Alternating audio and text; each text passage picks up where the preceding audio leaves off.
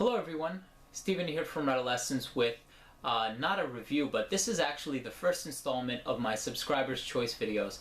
This is the first time that I've had something like this on my channel, and personally I think it's well overdue.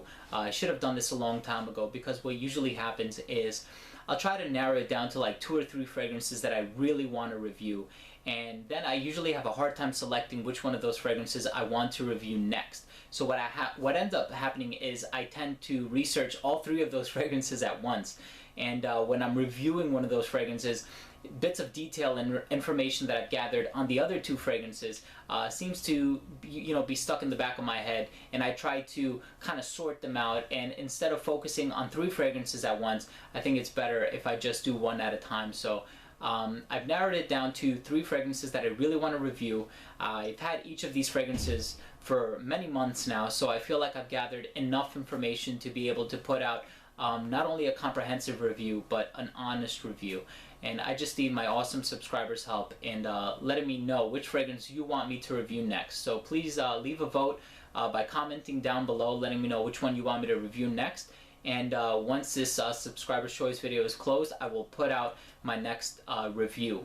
Now, the first fragrance is a fragrance from the house of Jean Paul Gaultier. I think it's a fragrance that kind of fell short of many people's expectations, just because with the hype that Le Male brought to the table and how it's such a crowd pleaser and a fan favorite and a heavy hitter. I think this one doesn't necessarily live up to the hype or the expectations, and isn't up to par as far as Le Male standards are concerned. But nevertheless, it's a fragrance that I like. I just haven't gotten around to wearing it as often as I'd like, or as often as I anticipated wearing it.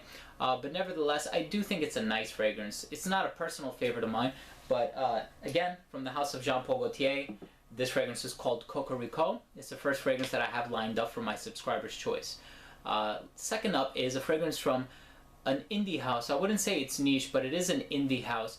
It's actually owned by a couple. A couple put this house together, and it's a pretty weird composition. It was originally inspired by another company called Brooklyn Dry Goods, where they used to have scented dog tags hanging around their store, and they worked in collaboration with this company DS and Durga in making a perfume or a fragrance that smelled like those scented dog tags. It has a bit of aniseed, a hearty dose of birch tar up on top, which makes it super smoky. But anyway, this is a fragrance from the house of DS and Durga, and it's called Spent Musket Oil. That's the second fragrance that I have lined up.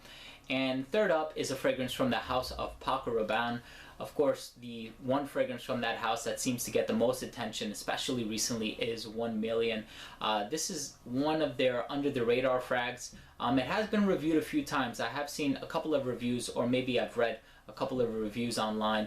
But anyway, this one is a pretty cool fragrance. This is said to be Neo from the Matrix's signature scent, and of course that's totally not true, because Neo is a fictional character, but I could totally see him wearing something like this, or a fragrance that's presented in this sort of a bottle. And this fragrance, again from the house of Paco Rabanne, is called Ultraviolet Man. So there you have it. These are the 3 fragrances that I want to be reviewing next.